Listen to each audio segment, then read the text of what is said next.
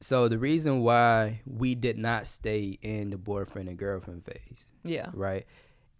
And in my journey, I realized that I needed to go to that next level and just being real with y'all. Put some respect on our relationship, bro. Yeah. Put some respect in our relationship. I was tired of being a cute boyfriend and girlfriend. Like, it's a different type of energy when you go into these rooms and when you go into conversations and walking into these different environments. So, and also we're showcasing ourselves on social media. Like, it's very obvious that like we rocking with each other, we together, but we are seen as boyfriend and girlfriend. That's that play stuff. That's that play stuff. Like, yeah.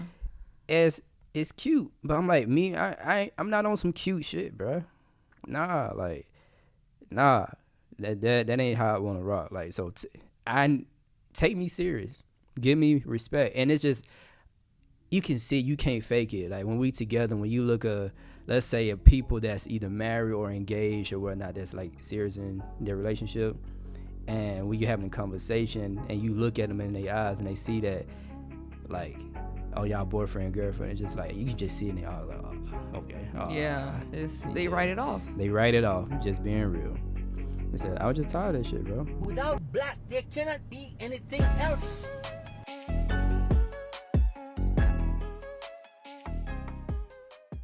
All right, and we're back to another edition of the Black and Abundant podcast, where we talk all things black and abundance, and we're bringing information and resources and experiences that's helping our people to elevate in all areas of their lives.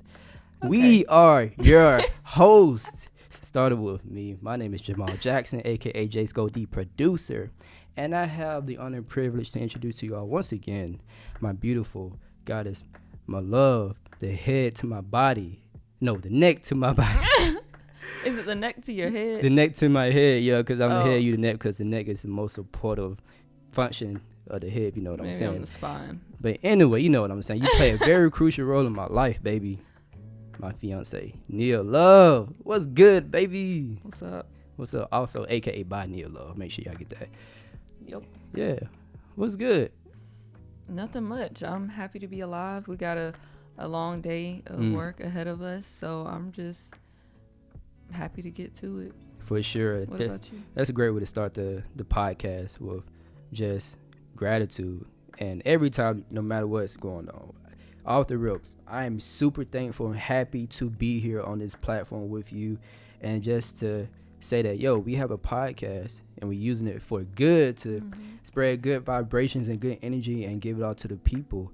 And that's a good feeling. So I'm grateful to be here, y'all. Thank you for tapping in if y'all watching right now. So yeah, with that being said, let's dive into this thing. What we talking about today, Queen? What's good? Yup. So, ooh, okay, that rocks. Yo, wait. I got to interrupt. Okay. Before we dive into this episode, can we all just take a moment of silence to acknowledge how well my waves are spinning on my head right now?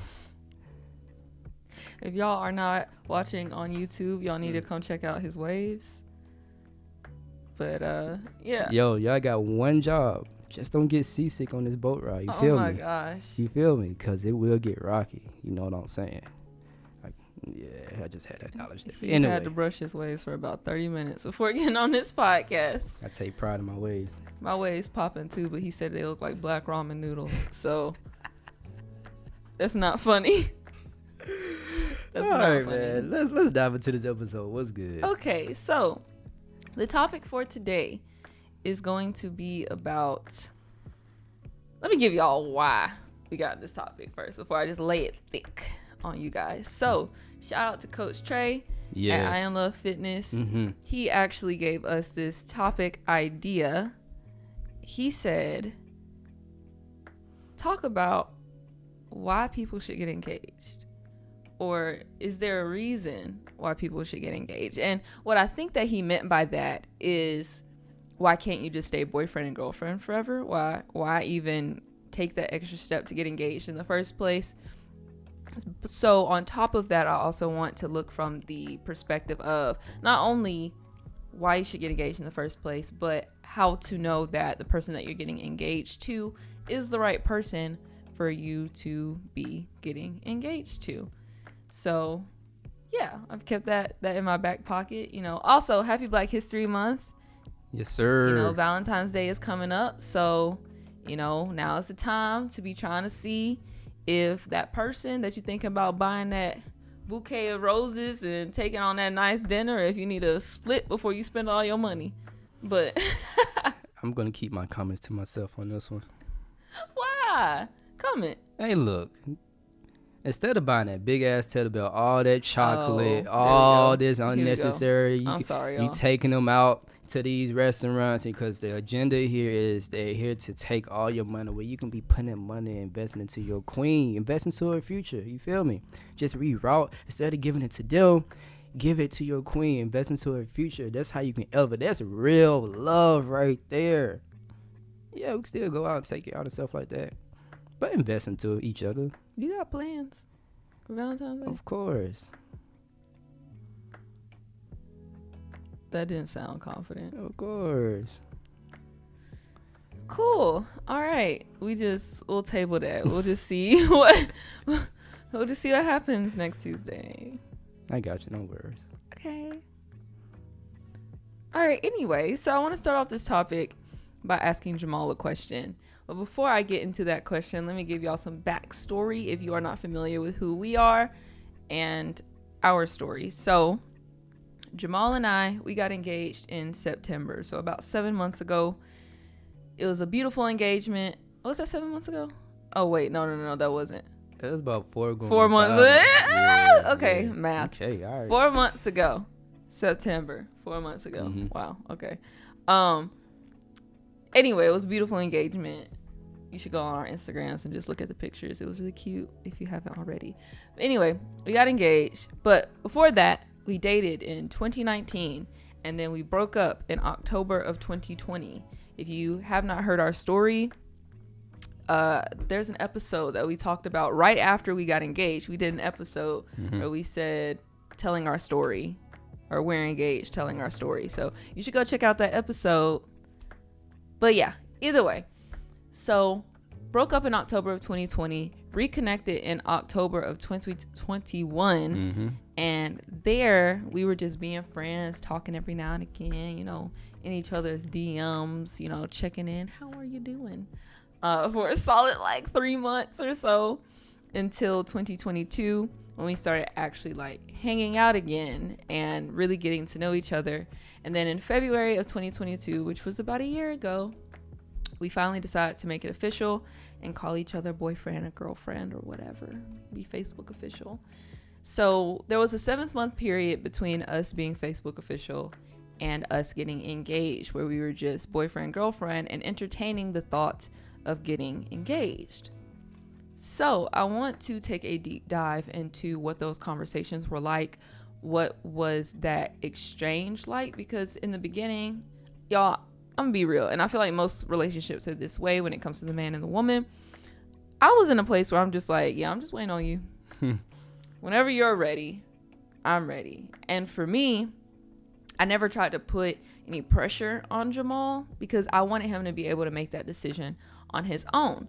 But of course, we were having transparent conversations about it, and he was open with me about the fact that he doesn't necessarily know why we should get engaged. So he wanted me to just have more conversations about it to educate him on why I felt like getting engaged was important, so that he could learn more about the importance of it and eventually make that move. But again, I never tried to pressure him into getting engaged. I let it be known that there's a timeline because this is what I want, and if you're not planning on giving me what I want, then I have to choose myself at some point.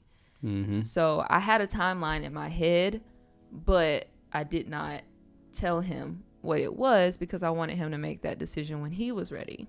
But he did. He made the deadline. He was good about. No, don't even tell me. Don't even tell me. I don't even want to know when the deadline was. Okay, cool. I won't tell you. So my question is, what was your hesitation? What was holding you back from wanting to get engaged? Hold up. Now, I know you ain't listening to this podcast and your credit is jacked up. Nah. The goal here is being black and abundant, not black and limited, because we both know that there's only so much you can do with a jacked up credit score, right? I know you're tired of getting denied. So what I need you to do is head over to start.jscocapital.com and book a free credit consultation with us right now. And let us come up with a game plan to get your credit right. I do not care what's on your credit. It can be collections, bankruptcies, charge-offs, late payments, you name it. We'll get you right. So once again, that's starts.jscocapital.com. All right. I'm looking forward to talking to you soon. Now let's get back to the episode. That's a great question. I'm gonna do my best to answer that question. So once again, shouts out to you, Trey. Look, bro, like if you don't like my answer, just put them to the side. We can just chop it up. If you do, I hope this helps somebody. But I just want to make this disclaimer, like, yo, I'm not gonna get on here at like I know it all. I have all the right answers, and my approach to engagement, like I did it by the book and this or that. I just did it in a manner that makes sense to me, and I, encourage everybody to do that. So, but what was the hesitation? If I can go back, a couple of hesitations. But I would say one of the biggest ones is feeling like I had to wait until I felt like I was prepared or in a position in life to where an engagement made sense to me. Like feeling like I needed to be financially ready, feeling like I need to hit these certain goals, these markers, these milestones first before like pulling that trigger, because I knew that engagement was quote unquote a big thing, a big decision. So to be real, I was in it, and my reasons were like valid. It made sense, but the reality of the situation is like, yo, time is ticking, time is going by, and you can say like we can wait as long as we want to, but at the same time, like I knew that like I didn't want to be holding you hostage due to my own selfish and personal reasons. And you're showcasing to me each and every day that like, yo, I'm rocking with you, I'm choosing you. I make that very clear every day, but I'm still here like, but I want to wait till I get X, Y, Z, yada, yada, yada, yada, yada. And I was banking on that for a while.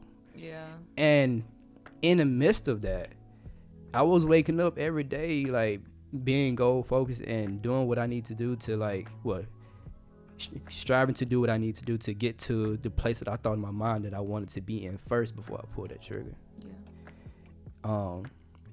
But I would say that was like the first big thing. And two, I knew that an engagement was a sign of me like basically leveling up, making a decision. In my mind, I look at that as like going from, in some way, shape, or form, a boy to a man, because you're making the decision that like, yo, I'm doing away from all my childish ways, and I'm choosing to be more intentional. I'm choosing this one person. I'm choosing to showcase to myself and my significant other that like I choose you daily, and I have to show up every day and honor that choice in my decisions. So I have to do away with my old ways, and entertaining that type of lifestyle and decision making on a daily.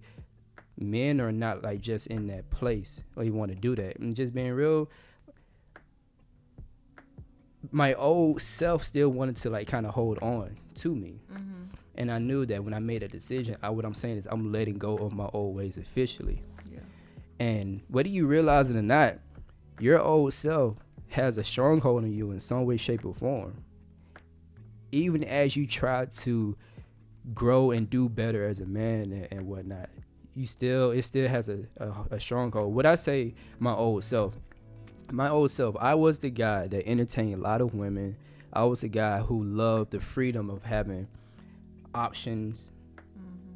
I was a guy who just thought that having multiple women it was like a game.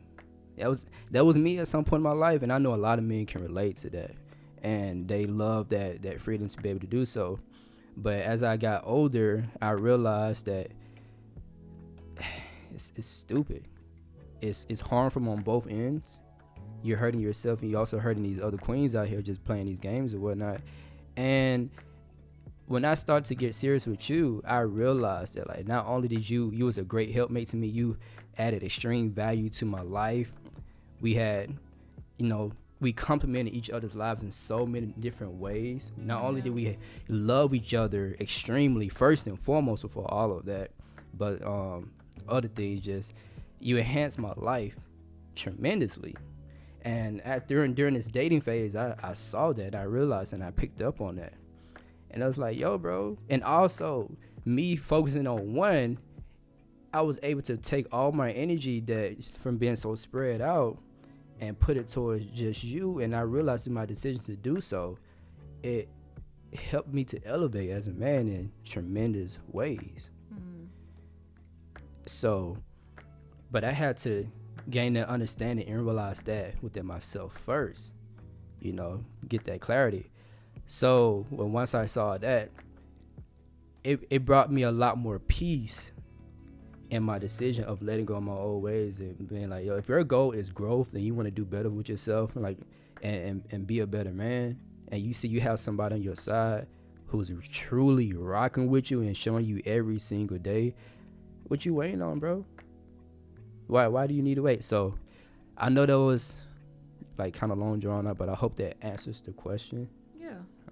So yeah, that really helped. So my next question is, why can't we do that as boyfriend and girlfriend? Why is putting a ring on it important? That's a great question. What's the difference? And I'm glad you asked that question because I really want to unpackage that. I want us to do that together. And before we dive into that question, I want to make it clear, like, in the way that we think, we're very untraditional. We don't really go by the book. We are open-minded, and we just not the type of people that go by society's norms in a lot of different things. So I just want to make that clear too. But so the question is, why didn't we just stay in boyfriend and girlfriend phase? And why don't you answer that first, since I answered the first question? Why don't you give your thoughts on that first? Okay. The reason why I wanted to ask you is because I feel like you didn't understand. And I did understand the importance. So I wanted you to just kind of walk through you coming into understanding as someone who did not understand before. See what I'm saying? At some point, so the reason why we did not stay in the boyfriend and girlfriend phase. Yeah. Right. And in my journey, I realized that I needed to go to that next level and just being real with y'all. Put some respect on our relationship, bro. Yeah. Put some respect on our relationship. I was tired of being a cute boyfriend and girlfriend. Like, it's a different type of energy when you go into these rooms and when you go into conversations and been walking into these different environments. So, and also we're showcasing ourselves on social media. Like, it's very obvious that like we rocking with each other, we together, but we are seen as boyfriend and girlfriend. That's that play stuff. That's that play stuff. Like, it's cute, but I'm like, I'm not on some cute shit, bro. Nah,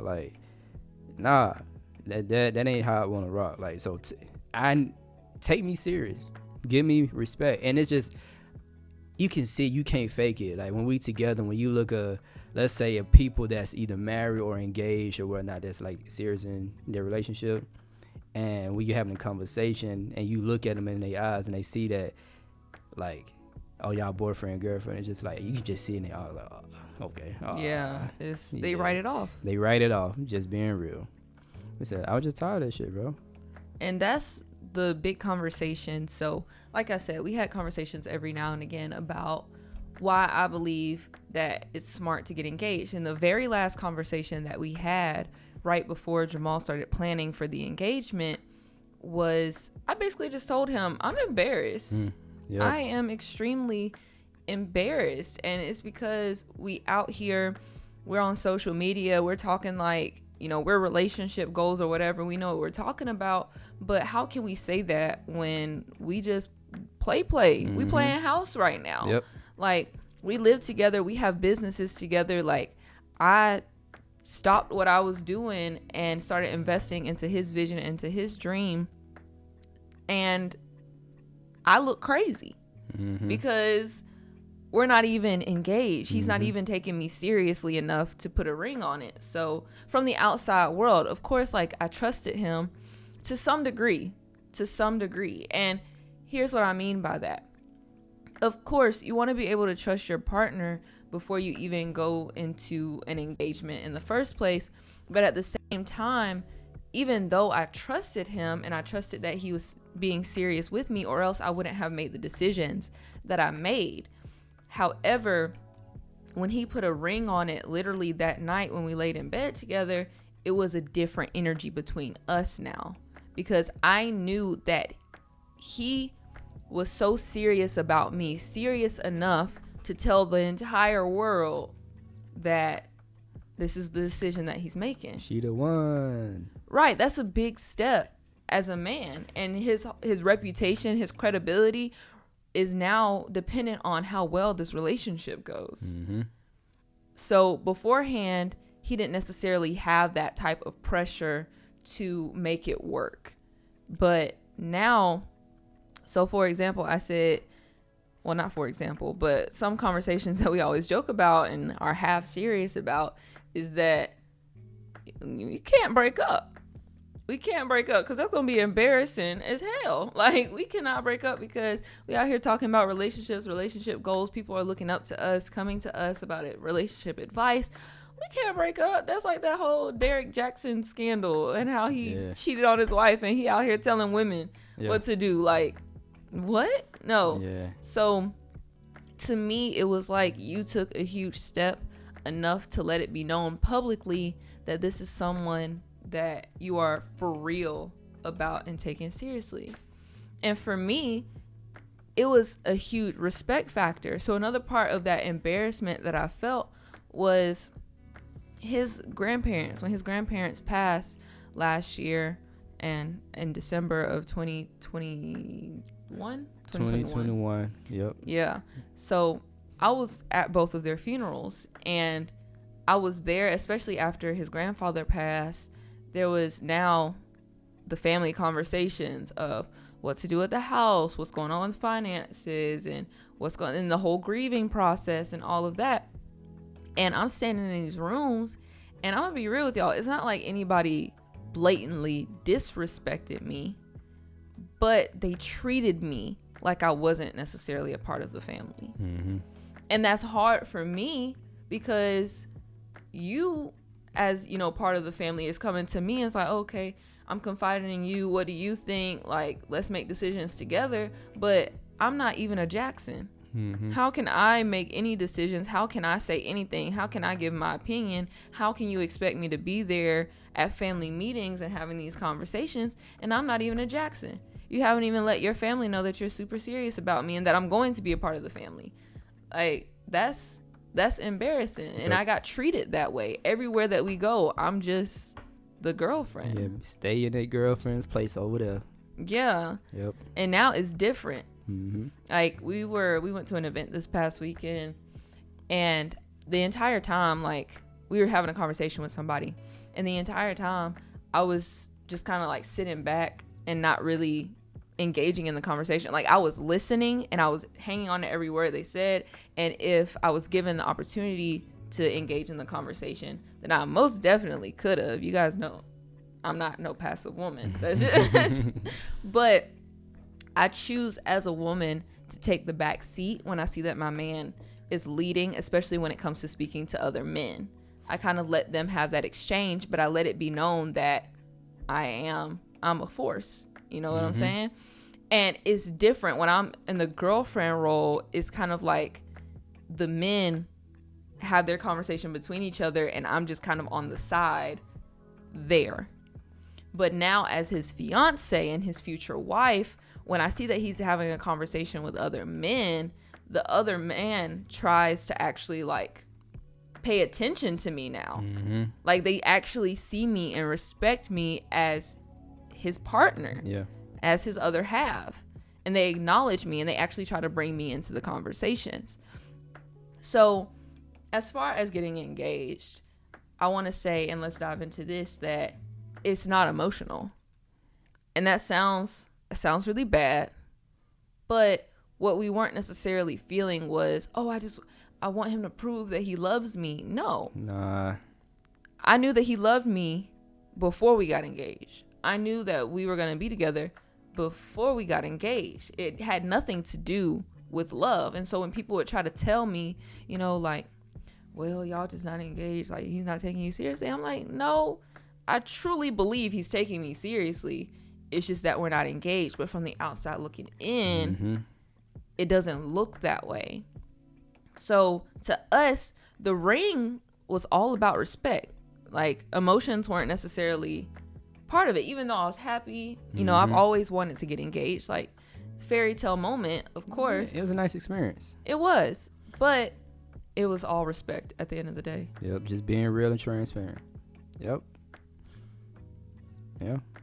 You have nothing to add? No, I don't. I think they got it. They clear on that. And what are your thoughts? Put your thoughts in the comments. I know this topic may be, I don't want to say controversial, but many different perspectives can be added to this type of conversation. Yeah. And I'm excited to see the different perspectives that are brought to the table. So let's get it. So, but yeah. So stemming off the engagement. So if the engagement is about respect, now let's talk about marriage. So to give you guys like a dive into where we are, because everyone, what's the main question that everybody asks once you get engaged? You got a date? What's the date? Stop asking. Really? I'm like, stop asking. No, we don't. We don't have a date. Okay, we have no idea. But letting it be known, we will have a wedding. We are going to have a wedding only because we want to have a wedding. Like, yep. I want an all-white wedding like Gucci and Keisha. Yeah, and I'm coming in on that joint, trotting on a black stallion in that bitch. For real. He gonna Boss have a mode. black horse at my all-white wedding. For sure. Okay, cool. For sure. Sure. But either way. Wait, so, but what is the wedding though? What type of wedding is it going to be? What is it really about? You mean with the conversation we were having? Yeah, it's just a party. Just a party. It's just a giant party. We're going to invite y'all in, you know, cool. Y'all want to have fun and celebrate with us, cool. Right. So a part of the reason why we haven't set a date and why we're like extending the amount of time is because we want the wedding that we want. Because we're both party people. We're going to be that couple that hosts parties for like no reason all the time. Yep. All the time. We just love parties. We love mingling. We just love everything about it. So for our wedding, it's really just supposed to be a huge celebration more than anything. So we want it to be how we want it to be, and we want it to be big. We want it to be extravagant. We want it to have all of the bells and whistles that we desire. So we gonna wait until it makes sense for us to make that investment into something like that. But going back to considering the marriage part, so separating the wedding and marriage, and I know that sounds crazy, right? But everyone knows you get married before the actual wedding, right? You go to the courthouse and you get legally married before the actual wedding. So the wedding has nothing to do with the marriage, right? Yeah. So what I want to discuss is the getting married part, because where we are right now, we don't know if we want to get married. So why, babe? And it has nothing to do for our love, with each other, you know. So like, let's make that clear. Like, we love each other deeply. We in love with each other. Like, make that clear. Yeah.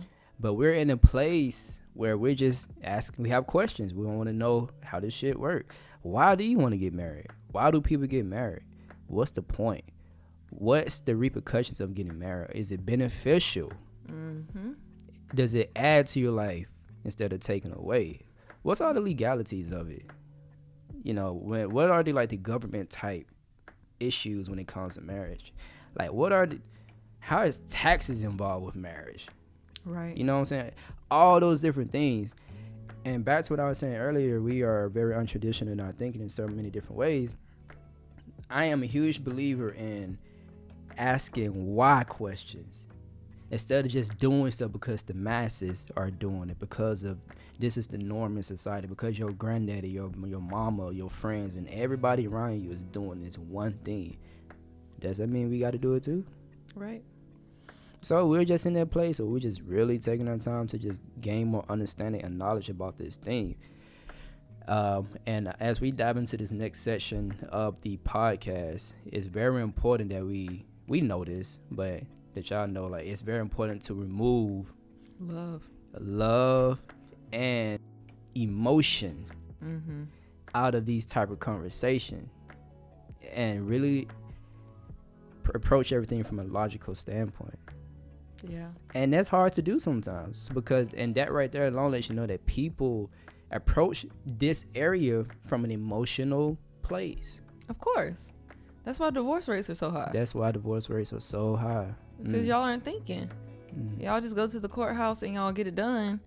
And then 10 years, 2 years, a year, 2 months later, you recognize that you made a huge mistake because you didn't take the time to actually ask yourself the deep underlying questions and think it through, which is what we're doing right now. And we're going to talk about this later on in the podcast, about how to actually go about making the decision of, or how we went about making the decision that we wanted to spend the rest of our lives together, and what we were looking for in a partner to solidify that decision for us. However, as far as the actual getting married piece of it, why are you doing something that you don't understand? That's a great question. Because, and we ask married couples this, and I don't mean to call anybody out, but we ask married couples this, and we're like, okay, so what happens when you get married? Like, legally, in the eyes of the government, what are the financial benefits, the tax benefits, business benefits of getting married? And they can't answer our question. I don't know. I didn't think about that. Yeah. What? What do you mean? Again, taking emotion and love out of the act of marriage, because we know that we're going to spend the rest of our lives together. And again, we just said we're going to have a wedding. So to you guys, we're going to be married, and we're going to, claim each other as husband and wife, even though we might not be married in the eyes of the government. And little do you guys know, there are probably millionaires, billionaires, big business owners out there who aren't technically legally married to their partner, because they know something that we don't know. Yep. The first person that pops in my mind is Derek Grace. Like, him and his wife aren't legally married, and I wonder why they went about making that decision. And for me, I'm just waiting. The reason why we haven't made the decision yet is because we're ignorant. Like, we don't know. Yep. So we're just waiting on, well, I know for me, I'm just waiting to have a conversation with somebody who's married with money. I need to have a conversation with a multimillionaire who is married, who can break it down to us why it's important to get married. What are the benefits business-wise, money-wise, to get married or not get married? I don't know. The only thing I know right now is that for us, it is beneficial to not be married at this moment, because we can operate our businesses as two separate entities, separate. Like, our names are not attached to each other. Therefore, we can have business transactions without looking like we're just, commingling or whatever. So it's beneficial for us to not be married at the moment. But, you know, looking down the road, and when we have multiple businesses together and we have all these investments, I don't know what it means to be legally married. And we're speaking from a place where we're at in our journey right now. Who's to say that 3 to 6 months down the road, like, we know we're going to be in a completely different place in understanding and knowledge. Like, she said it key. We're just ignorant right now, and that's not a bad thing. Yeah. But we're hungry for the knowledge, and we're going to get the information that we're looking for very, very soon, because we're on that path now, and that's just being real. But so that's one of the benefits right now where we're at when it comes to our businesses. And I want to make it plain, like, we're not just like, just like business, but it's just our life. We love entrepreneurship. We're becoming millionaires. Like, in the path to being a millionaire, you got to have assets. You got to have businesses. But anyway, I'm also learning that, you know, the wealthy leverage marriage for tax benefits. Yeah. Okay, that makes sense. The name of the game is, living for free. If Right. marriage is a great way for couples to benefit tax purpose wise, I can see why getting into marriage makes sense. Right. But what's up? May just sniffing around, and it's Oh. I'm sorry, our dog is just like sniffing around, and She it's being sketchy. yeah, she being real sketchy. She was acting like she didn't want to use the bathroom outside because it's raining. She real bougie. Yeah. But either way, continue, baby. I was just making sure she ain't just squat and poop on the floor. Yeah, she gonna get it if she do that. But things like that. But back to what you're saying, we're gonna have multiple conversations with multimillionaires who are married, but not just any multimillionaires with the money. Put the money to the side, but we're also looking at people who have not only a genuine love for each other, Right. who is deeply in love, who stands on values and have a strong purpose together. Like, it's very clear when you see that, but they just know some shit. Yeah. We need to get around people that just know some things that we do not know, Right. and that's where we at. But I'm excited about that. So until then, we ain't got a date. We ain't got no date, cuz So don't keep asking Yeah. us. We really don't. put all them emotions and shit to the side. Like, we past that. Go deeper, go bigger than that. So I want to bring up the conversation of prenups. Okay. So y'all, we had this conversation yesterday, and it got a little heated. Ooh, I'm not gonna lie, it that's got a little spicy. heated because, and I think that we're on the same page. It's just that we are ignorant. We don't necessarily Yeah. know how prenups work, or again, the stipulations or the benefits when it comes to business. We've heard both sides of prenups, to be real. So I just kind of want to give both of our perspectives on it. So you can Yeah. start. So when you think about the word prenup, when you have conversations with people, when you hear the word prenup, immediately people go from a place of, or they put these thoughts in their mind that like, oh, you don't love me for real, for real. You already saying that you gonna divorce me and like Yeah. we gonna leave me and stuff like that. Why do you immediately allow your thoughts to go to that type of thinking? That's what I think. Like, nah, you just ignorant. I just think that I'm ignorant, you're ignorant to a certain team. People are just ignorant. Like I said, we just approach everything from an emotional place. But this is a great opportunity for us to, speak logically on this topic. So, with all that being said, prenups, in my opinion,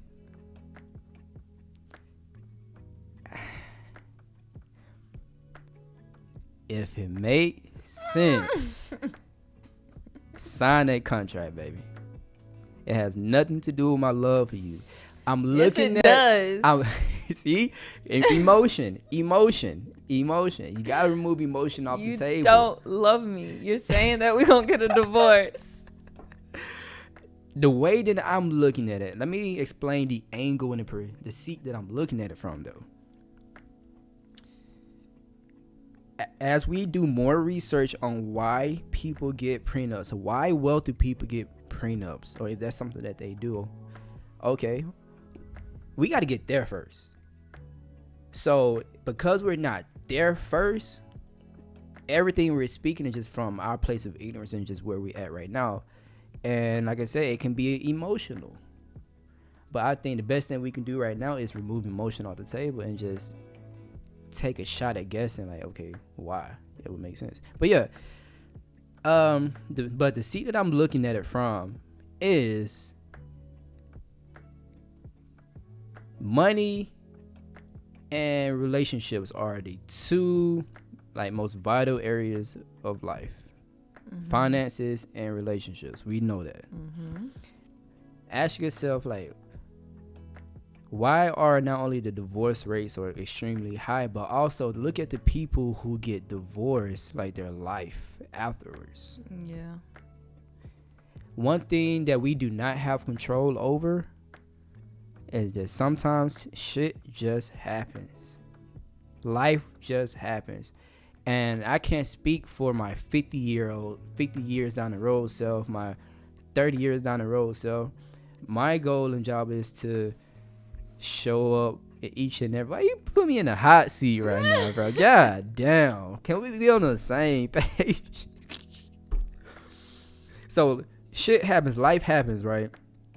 And I look at people who are married 20 years, build a whole family, and they do life together, and they get divorced, and then you look at them, they're just like, this whole divorce shit just breaks them mentally, spiritually, physically, and financially. Like, some people just don't bounce back, but I'm just thinking like, yo, but why don't you bounce back though? I can see it from an emotional place where when you doing life with somebody, you become one with them. It's just like, think about a piece of paper, and you glue those two pieces of paper together, right? And then when you make the decision to separate, you gotta literally rip. But would the ripping part be a lot easier and better if some shit was in place, because you made some logical decisions in the beginning of this legal marriage thing that a lot of people jump into from an emotion standpoint, but they don't take the time to do their due diligence in this area that's a big life-changing decision? That's like how I'm looking at it. So more of it into Kill Bill SZA over here. Man, I'm really looking at it from I feel like and how do you say this at the same time saying like, baby, I'm truly rocking with you, and like I'm affirming to you that like we doing this life together forever.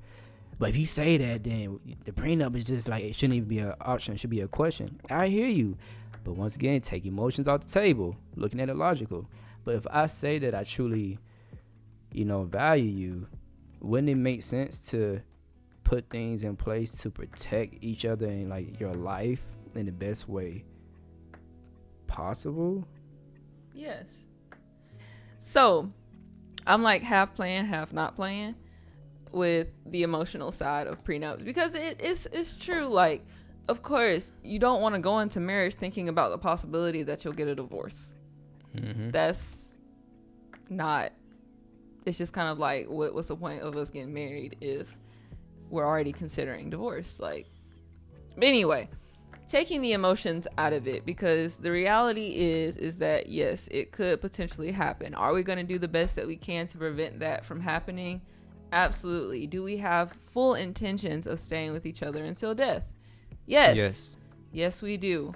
However, there is that side of it. So my problem outside of the emotions with prenuptial agreements is that, from my understanding, and again, this might just be ignorance, but from my understanding about a prenuptial agreement, it says that whatever's mine is mine and whatever yours is yours.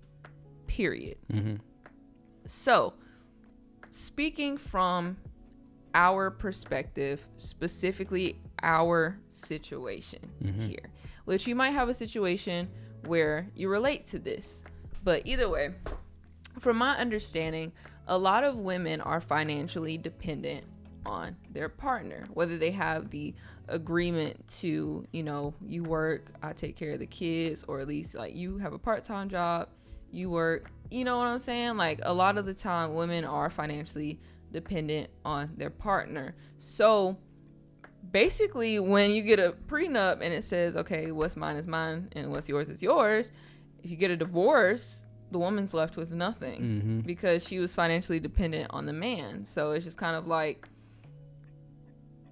I feel like it doesn't protect the woman in that case. It doesn't protect the person who's reliant on their spouse to be the breadwinner of the house, which is a problem.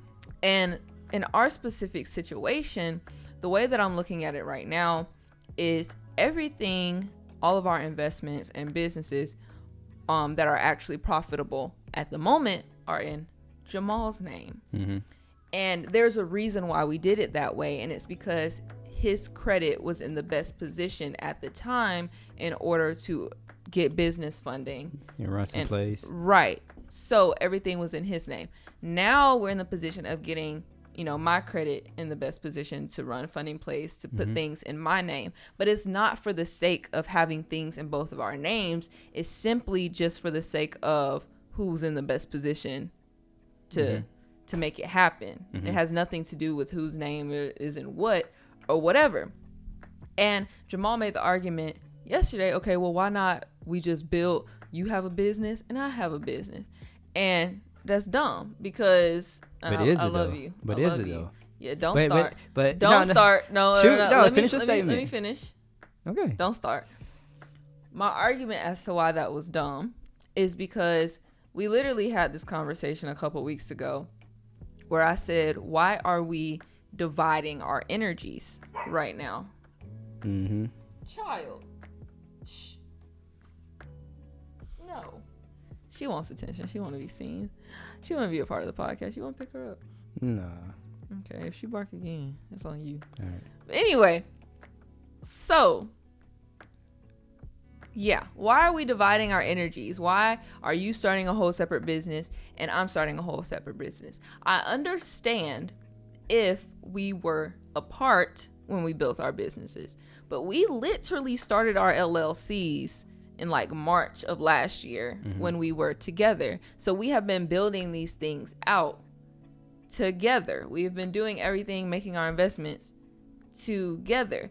So it doesn't necessarily make sense for us to divide our energies and start two separate businesses when we could both pour all of our energy into one and grow it to, multi-million dollar status or whatever. So I heard what you were saying about just the fact of us having our own, but then at the same time, are we willing to slow our growth in those businesses by having two going at the same time rather than just pouring all of our energy into one? And my role as a woman that I recognize is that I desire to put my vision, my dreams on the back burner in order to grow Jamal's vision, because once he's in a place, honestly, my vision and what I desire for my life, I don't want it to be dependent on money, if that makes sense. Like, I desire to travel the world, have my own platform, be an influencer, speak on stages, and I don't want those things to be dependent on money because I feel like it takes away from what I'm doing.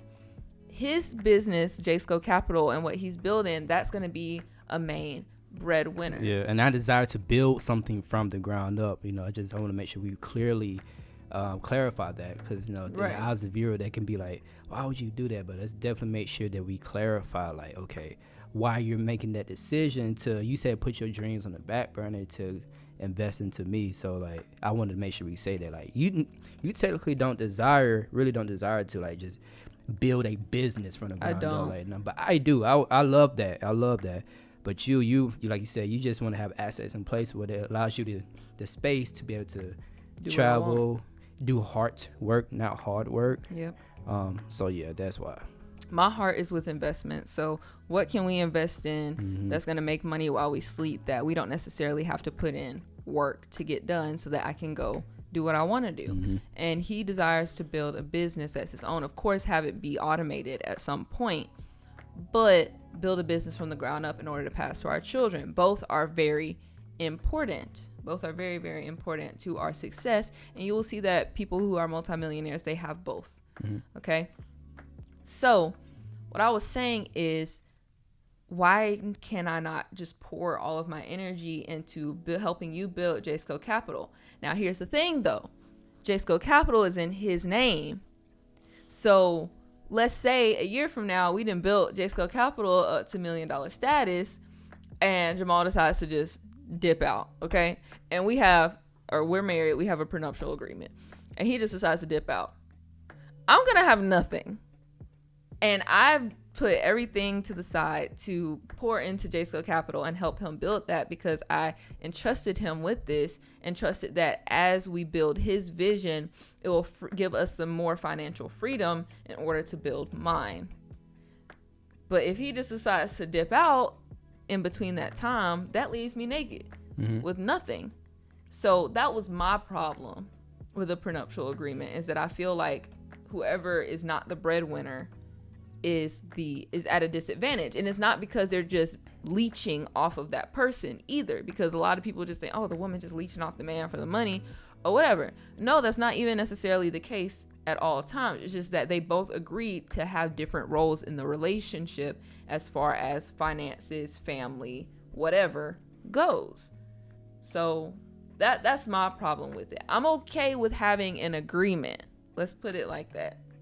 I am okay with having a contract that says that whatever assets and businesses that we do have, we split it 50-50 in the event of a divorce. However, if a prenuptial agreement says that, what's mine is mine, what's yours is yours, I don't necessarily agree with that. Gotcha. That's a great case. And it makes sense. Oh, so you finna argue with me? Of course. I'm going to shoot my perspective. Duh. Okay. I hear you and I see what you're saying, and there's nothing wrong with that. And I actually agree. But let me just share the point that I was making too. But let me go back a couple of steps to where you were saying like how, the man is the breadwinner, and usually if they decide to split ways, the woman is just left assed out, right? Mm-hmm. I've seen that quite a few times. I watched documentaries and I saw where the husband just decided, I don't want to do this anymore, and the woman is now like homeless, sleeping in a car. And I'm just thinking like, how did that happen though? How did he leave with everything but left her with nothing?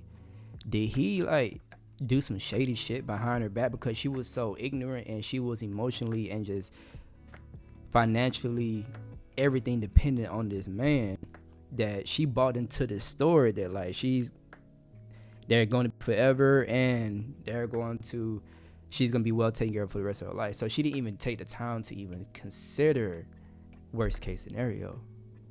You see what I'm saying? So I think he did something shady behind her back, signed some agreements, or I don't know. Like, that's where I'm ignorant in space. Like, how does that happen to where he left with everything but she didn't?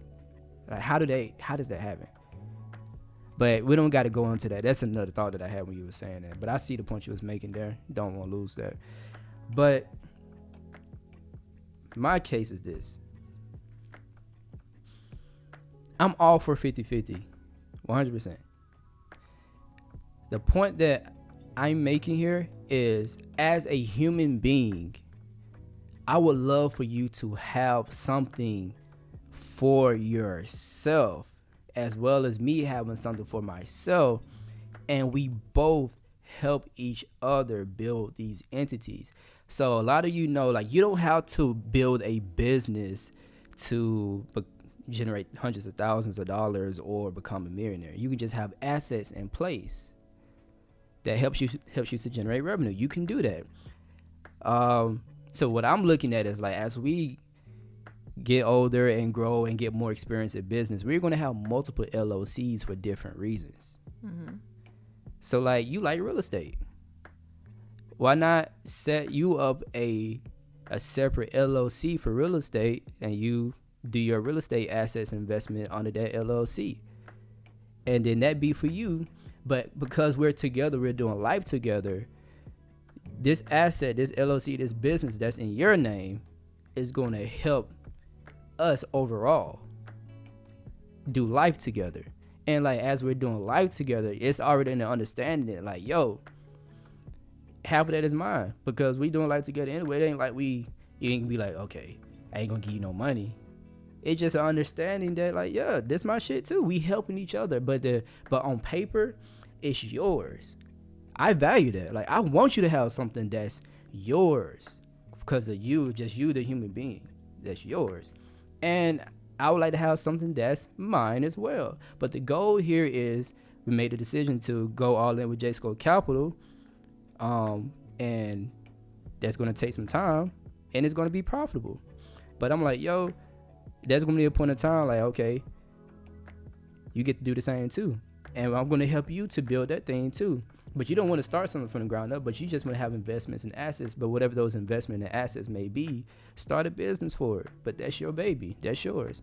And we're going to rally around that together. We're going to help each other build that. And the understanding is 50-50 because we together anyway, where I'm going. But in the event of a divorce, which is not happening, you walk away from the table, your assets protected. You have something that you can continue on and do life as you as a human being, and you have your assets. You financially straight. you're not financially in turmoil where you see a lot of people in divorce end up being. I should be able to do that regardless whether or not something's in my name because we decided to split it 50-50. Mm-hmm. Yes, but I'm saying as we're doing life together, we're already going to be doing, it's like mindset wise it's 50-50, but on paper it's yours.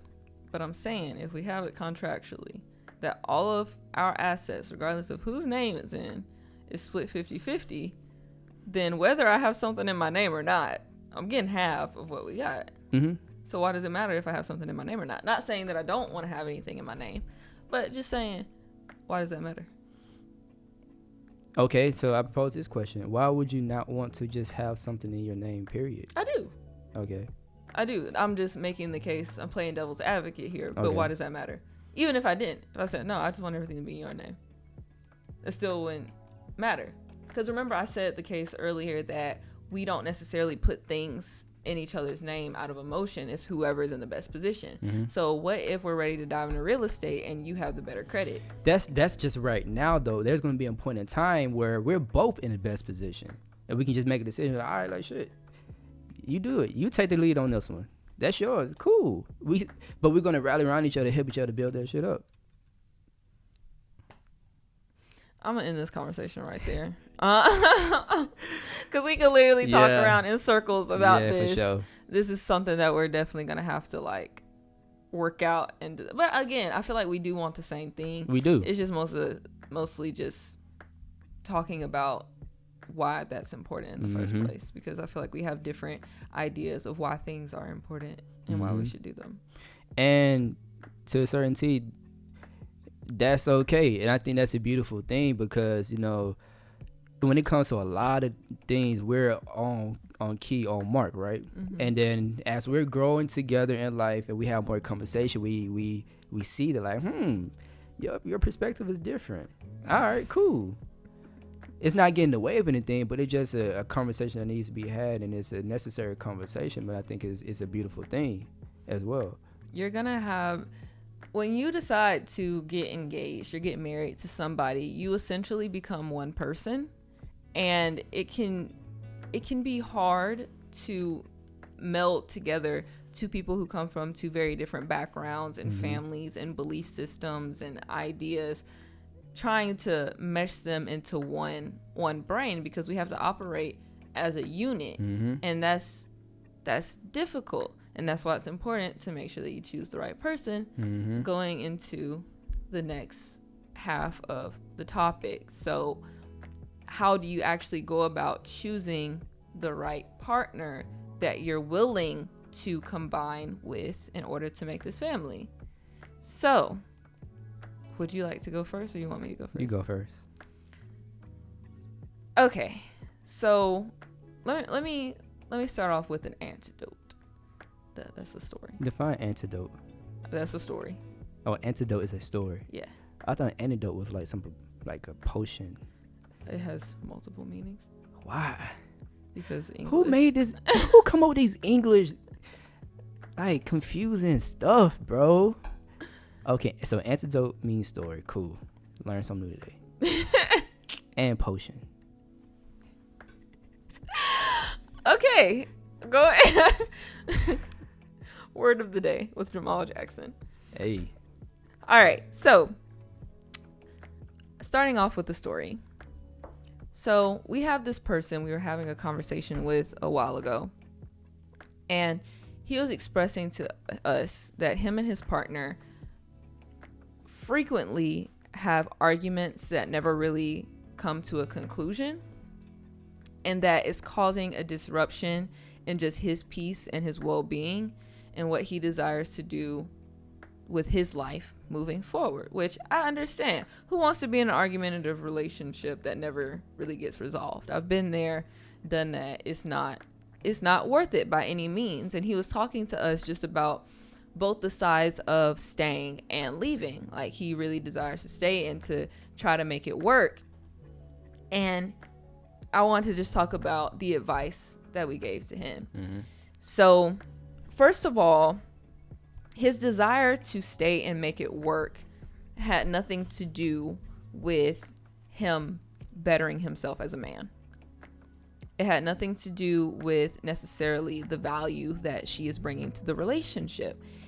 And that's really harsh to say. That's really harsh to say, but I hear this excuse a lot when people are saying or considering they want to get married, or they want to stay in a toxic situation that they don't necessarily have to stay in. And I hear the same excuses of, well, you know, they've been riding with me for a long time, or we have a child together, I want to keep the family together, or like I feel like they're dependent on me, like they need me. And there's so many different reasons. Or I mean, they're a good person. Like, whether you're in a relationship with somebody or not, like, that has nothing to do with whether they're a good person. Of course you want to be in a relationship with a great person, a good guy, a great girl, whatever. Of course. However, there are millions of good guys and great girls out there. So just because you run across one does not mean that you're supposed to just stick and be with that one, because that one still might not be compatible with you and where you're going. So what I was explaining to him is that, yeah, I hear you. And like, I empathize, because that's a crappy situation to be in, to have to consider leaving someone that you've been bound to for such a long time. Like, that's a crappy situation. But at the end of the day, are the reasons for you wanting to stay valid enough for you to settle? Are they valid enough for you to settle when you know that you guys aren't on the same page? Y'all aren't going in the same direction. So a part of the reason, or one thing that I was explaining to him, is that he's an entrepreneur. Like, he desires to have investments, assets, all of those things. And she claims that she supports him. But after listening to his conversation, without him ever having to say it directly, I was able to conclude that she's not really in support. And here's the difference. So you can say that you support somebody. Like, you can say, yeah, babe, you know, for example, let's take me and you. When it comes to JSCO Capital, I could say, yeah, babe, I support you, but I don't contribute any ideas. I don't really help you financially. I don't take initiative with trying to promote your services, get you on podcasts, talk about your business all the time. I have no desire, when you're down here working, I have no desire to learn anything about credit or business funding or whatever. I could say I support you because I'm not against you. I'm not going to argue with you, but that's not really support. Support is doing what I just said. So am I marketing your services without you having to ask me? Every time I'm talking to somebody and I see that it's an opportunity for me to slide, oh yeah, like, we have a credit repair business, Anytime that I see an opportunity to market, anytime I see an opportunity to get you an opportunity to shine and talk about your platform, you know, talk your stuff or whatever, that's support. Like, I'm in it with you. I am building this with you. Like, this may be your baby, but I'm pouring so much energy into it as well, because I desire the same exact thing that you desire. I desire for JSCO Capital to be successful just as much as you do. That's real support. And what I concluded from the conversation is that she doesn't argue with him about what he does, but at the end of the day, she doesn't want the same thing. And you can't force someone to want the same thing as you do. And it doesn't say anything about her. It doesn't say anything about him. It's just that they are on two different paths in life because they want separate things. And that's hard for entrepreneurs. It's really hard for entrepreneurs when it comes to finding the one and being in a relationship, because you want to have a partner. It would be a disservice to you. It would be a complete disservice to you to have a partner that doesn't have the same vision and the same goals as you do. And that's not saying that y'all are building the same business or whatever, but ultimately at the root, the core reason why you're building what you're building is similar or the same. And it's because you desire the same things out of life and you're going in the same direction. As an entrepreneur, I can understand why it would be hard to date and why it's hard to commit to somebody, because it's not it's going to be hard to date someone who works a job and who is comfortable with that, just because the mindset is different, and you're not going to have that same support. There are certain situations where you might, but let me tell you, there's nothing like having an entrepreneurial minded partner when you are entrepreneurial minded yourself, because they understand some things. It's a different level of understanding. Yep. And if you don't know what's the life and what's going through an entrepreneur's mind on a day-to-day basis, if you can't comprehend or just understand what that's like, then in my opinion, it's not going to really work. So yeah. So I'm about to say something really controversial right now.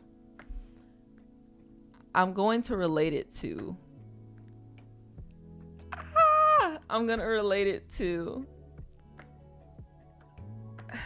marriages between people of two different races. So what is it? Interracial marriage? Mm-hmm. That's the word. Interracial marriage. So shout out to Dr. Umar. Yeah. He's completely against the idea of interracial marriage, but it's valid. It's valid. I can't argue with it. And as someone who is spending the rest of my life with a black man, I wouldn't want to have it any other way. Just being real. And as someone who dated nothing but white boys growing up, I dated nothing but white boys. I did not date my first black guy until I was a freshman in college, and only because my roommates yelled at me to do it, because I said I don't like dating black guys. So coming from someone who said, I do not want to date black guys, I want to marry and have kids with a white man. Coming from somebody who said that at one point in my life, I see why I would not want to marry a white man. And it's simply because the understanding is different. The understanding is just completely different. And I don't want to have arguments or try to explain to them how I feel or why I make certain decisions or why certain people treat me differently or what. I don't want to have to explain that to him. I don't want to have to explain that to my children. No matter how much studying he does, no matter how many black people he hang around or whatever, he'll never truly understand what it is like to have dark skin. Period, point blank. Not against interracial marriages. Do whatever you want. I don't care. But I just know we blackity black over here. And we support black and black marriages. That's just what it is. But either way, the reason why I bring that up is because it's the same thing when it comes to people who are entrepreneurial minded and some who aren't. You can make it work. If that's your prerogative, go for it. If that makes you happy, if you guys can find peace in that union, go for it. I'm not telling you how to run your relationship. However, there is nothing like being with somebody who understands exactly what you're thinking, where you come from, and why you make the decisions that you do. At the end of the day, and that's not even necessarily with just entrepreneurship. What I was getting into is that at the end of the day, it comes down to values. Yep. Do you value the same thing? Because if you don't, now you're going to find yourself having arguments about it. Now, when it comes down to a vital decision that you guys need to make for your family and your future, now you might have opposing ideas about what you should do. Mm-hmm. When it comes to big familial decisions, we be on the same page for the most part. Like, even after, it's not going to be like a huge blow up conversation, like we arguing and we could just never come to a conclusion. When it comes to our conversations and our arguments, quote unquote, we always come to a conclusion because at the end of the day, at the root of what we believe, we value the same thing. Mm-hmm. So what I was explaining, circling all the way back around, going back to when I was talking to this person and his relationship, what I was explaining to him is like, you can try to make that work. Yeah, you can. But are you okay with the fact that you guys don't value the same thing and that this is going to be a constant argument? Are you okay with the fact that when it comes down to big decisions about what you want to do with your finances, making investments, traveling, your job, whatever, are you okay with the fact that y'all aren't going to agree? Can you settle for that? Can you settle for that? And only you can answer that. And when you ask that question to yourself, the answer is immediately going to come to you. And I just encourage you, just don't lie to yourself. Yeah. And the best thing you can do is to have the courage and the bravery to go forward in your truthful answer for the betterment of you and your life. Because the last thing that you deserve, the last thing you need to do for yourself is settle for less than what you know that you deserve out of your partner, and most definitely for yourself. And with that being said, what about if the situation is like, hey, okay, can you make a person, not saying make, is it necessary for a person to wait around to see if that person is going to wait around and start to value the same thing? And that's the first question. And secondly, is the baby, is a child that's involved in a situation like these a good enough reason to stay and save the relationship? Are you asking me or are you finna answer? I'm asking you. Okay. What was the first question? Because the child, Okay. So the first question is, if you really like this person, and obviously through their actions, they may say that they value the same things, but their actions don't line up. But is it okay to be patient and wait around to see if this person is going to one day just come around and start to value the same things? Like, is it okay to wait around? No. Why so? So I brought up this analogy too. So, okay, I will say to some degree, you got to have a time limit. You got to put a time limit on it. Like I said, when it came to us getting engaged, and that was something that I valued and something that I wanted to do. And of course, I took the time and I was patient with Jamal, and whenever he felt like he was ready to make that decision. However, I put a time limit on it in my head because I understood that I'm not finna sit around and wait forever. If you want to sit around and wait for a short period of time, go for it. You set that time limit for yourself, but you have to be willing to walk away when it happens. My time limit that I gave Jamal wasn't that long because I knew the longer that I waited, the harder it would be to walk away. Yeah. Okay. So I don't agree with waiting around forever, because then you're going to keep making excuses and making excuses and making excuses and prolonging it and waiting and wasting your life with this person when they've shown to you and proved to you over and over again that they're not going to change. And who are you to try to make them change to believe something? When it comes to non-negotiables and values, you can't force that. True. You can't force that. Like, for example, veganism. So when we first started dating, Jamal was vegan. I was not.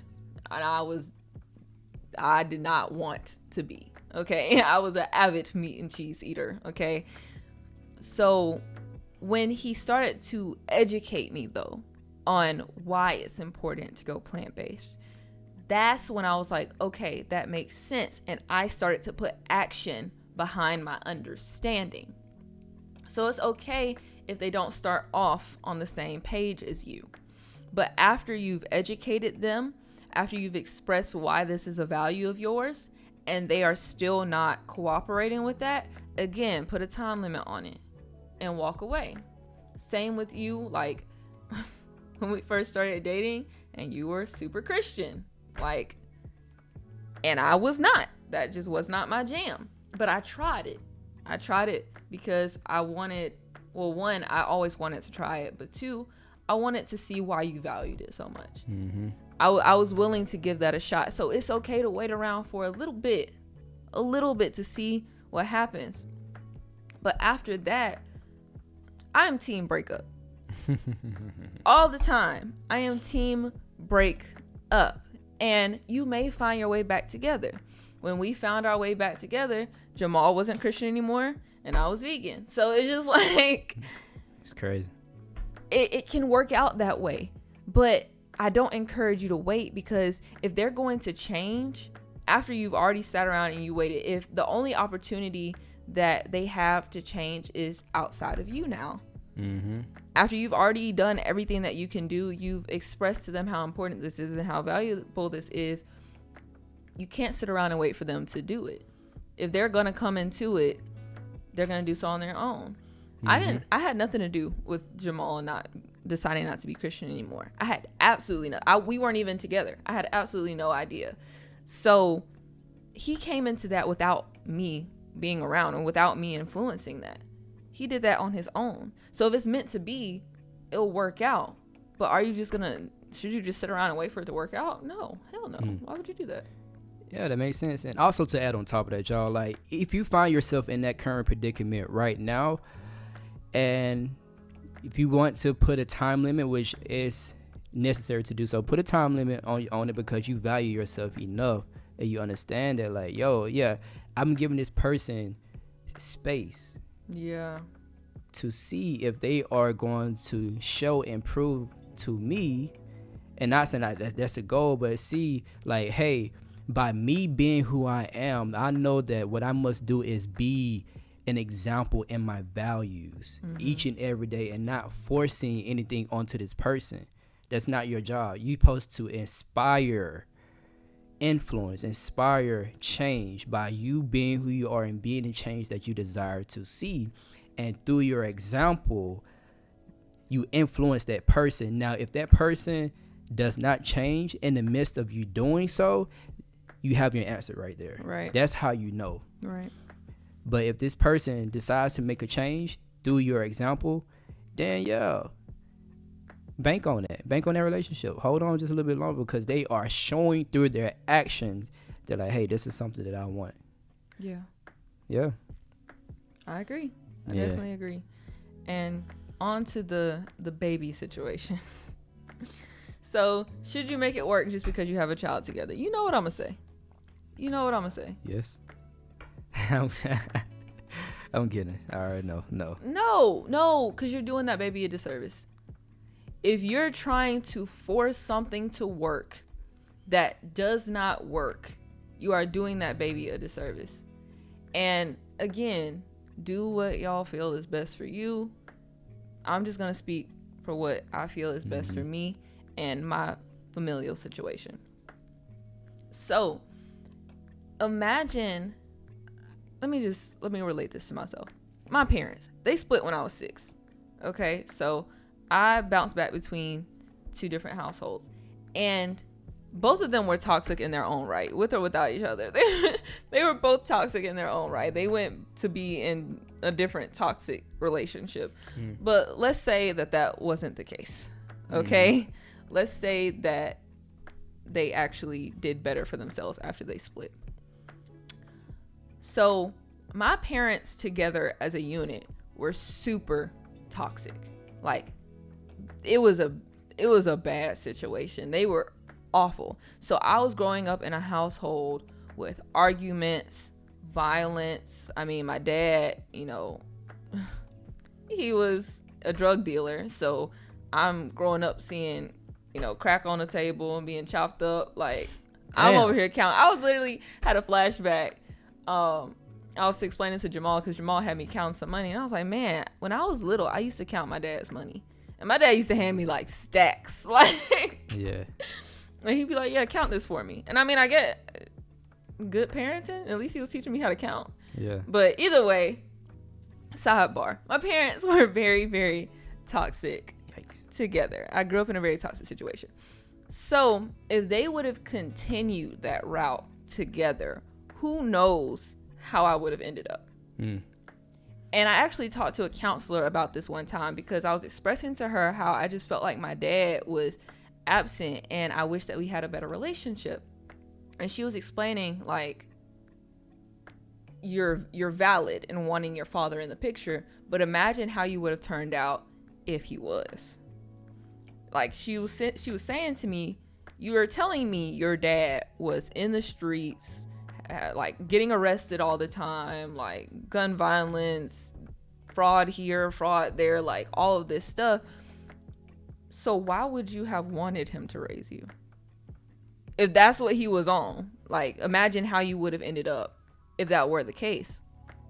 So bringing it all back, if my parents would have stayed together, who knows what type of predicament I would have been in, because I would have been under the influence of my father and what he was doing, and he would have been passing on his ideologies to me, but also seeing the relationship that the two of them had would have defined all of my relationships and how I felt like love should be. If I saw that both of them were settling or fighting to make something work that doesn't work, then I would have gone and done the same thing. True. I would have tried to fight for relationships that don't work and men that don't work.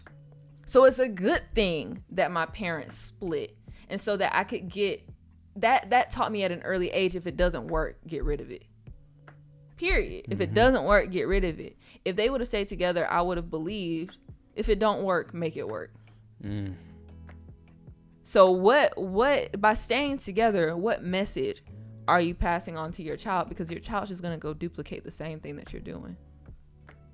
So wouldn't you rather split and better yourselves and become happier and more at peace individually as individuals, and then pass those ideals onto your child, that this is how you be happy, this is how you can be happy, this is how you find peace.